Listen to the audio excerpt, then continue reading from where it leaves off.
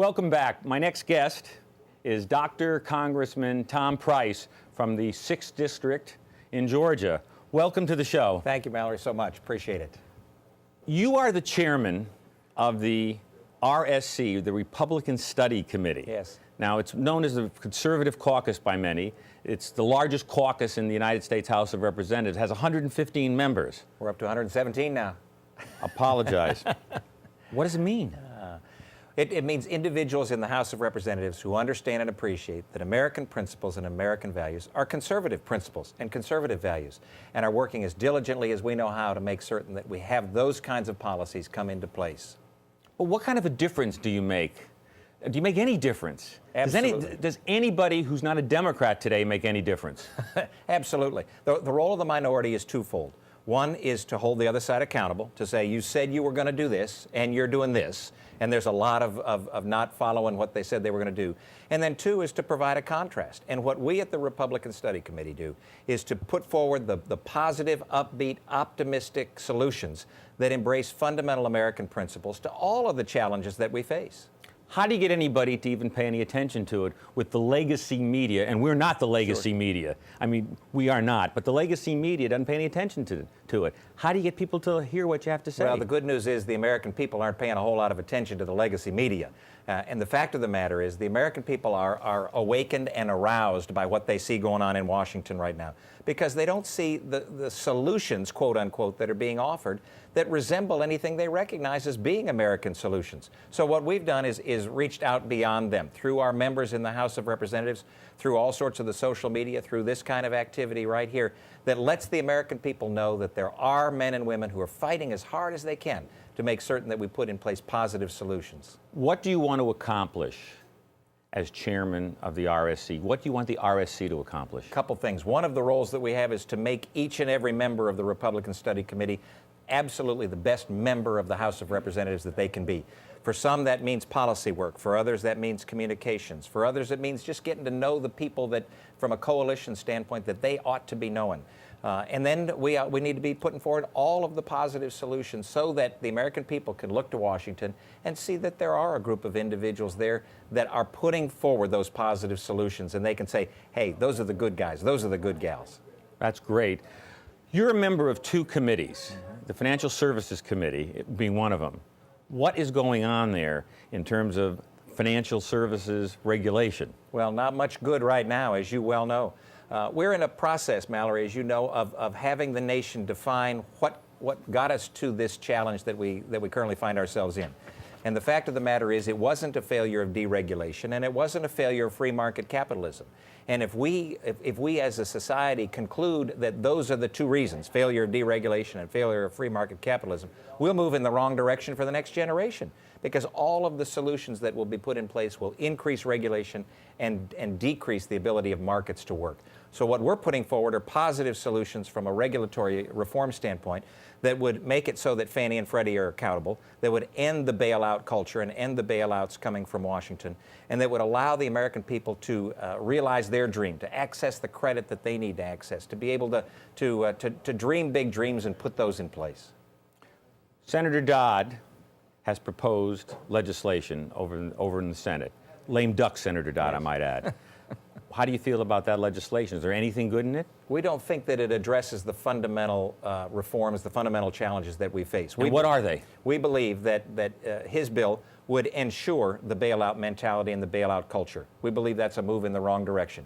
His bill doesn't address the challenges of Fannie and Freddie, one of the culprits in the challenge that we're currently in. So we ought to end the explicit backing of Fannie and Freddie, and we ought to hold down, tamp down the ability of them to have unlimited portfolio in their business right now. And we ought to put in place appropriate regulatory schemes so that individuals are able to realize their dreams, but also that we're not allowing any financial product in the market to spring up and nobody watch it. We need to be making certain that the government is minding the store. You've been quoted as saying that the bill does establish a bailout culture. Yes. Could you explain that in a little more detail? Why does it establish, and how does it establish a bailout culture? What it does is puts in place a tax on financial institutions, banks primarily, but financial institutions, takes that money, hundreds of billions of dollars and puts it in a fund that would make certain that individuals, entities that were, quote, too big to fail, then were bailed out. Well, we don't believe that the too big to fail bailout model actually works. We think it distorts the marketplace so that it makes it so that you're not quite sure who your competition is, whether or not the federal government's going to come in and bail out your competition. It distorts the market in ways that are destructive to the entire system. Should we have allowed some of these financial institutions to go bankrupt? There are rules in place right now that would have expedited the process.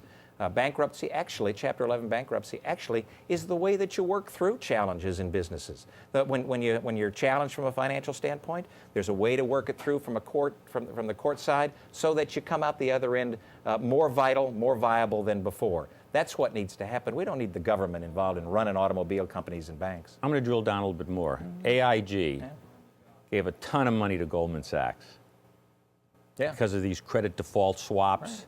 Should we have bailed out AIG? Well, if you step back from that to the previous step, that is the credit default swaps, nobody was watching them. Nobody was minding the store because the regulators, FDIC, SEC, OCC, all of them said, oh, that's not my job. I've never seen one of those before. That's not my job. So what we need to do is to put in place a regulatory scheme that makes it so that any new product in the financial services arena, somebody's watching it, instead of saying, that's not my job and letting them run right up the middle. I'm going to ask you about health care reform. You're a doctor. I mean, I hate even to bring it up again because it's sucked all the oxygen away from every other possible issue, of which there's so many facing our great country. What should we have done with health care reform? What should we do? Is it over? It is not over because the American people, by 2 or 3 to 1, said this isn't the direction in which we want to go, and the direction that Washington went was basically to put the government in charge and not address the issues that they want to address. So we put forward a bill, H.R. 3400, through the Republican Study Committee, that would have made it so that each and every single American would be able to have the financial wherewithal to purchase health coverage that they want, not that the government wants for them, that would solve the insurance challenges, portability and pre-existing. You ought not lose your insurance if you change your job or you lose your job, and you ought not be priced out of the market if you have an awful diagnosis or an awful injury. But that doesn't mean that you have to go on the federal government rolls in terms of health coverage. And then finally, you can't be serious about health reform if you're not serious about lawsuit abuse reform. And the bill that was tort passed reform, absolutely, did nothing. Yeah, absolutely. So we have robust tort reform, robust lawsuit abuse reform that will decrease the practice of defensive medicine. Can you tell our viewers what they can do to help get that ingenuity, that determination, that American spirit back that got us to the moon faster than anybody else, that let us win the space race that we've lost somehow? Sure. Is there a way to get it back? Can we still have it? Absolutely. What we understand and what you understand across this land is that America is exceptional, that we're the greatest nation in the history of the world. And we are so because we have followed certain rules and followed the Constitution. So I would challenge you, in the first place, to simply believe. Believe that the American people can move us back in the right direction. Once you get to that point, then you got to engage. And engaging in the process right now means making certain that you are involved in political battles at the local, at the state, and at the national level. Encourage all of your friends, family, relatives, everybody in your Rolodex or in your address book to get involved in this process. Make certain that you're electing individuals who will respect the Constitution and respect the rule of law. Congressman, chairman, doctor, all those titles. Save our country. We'll do so. Please do, because we all love it very much. Keep fighting for freedom, Mallory. We'll keep fighting, and we'll be right back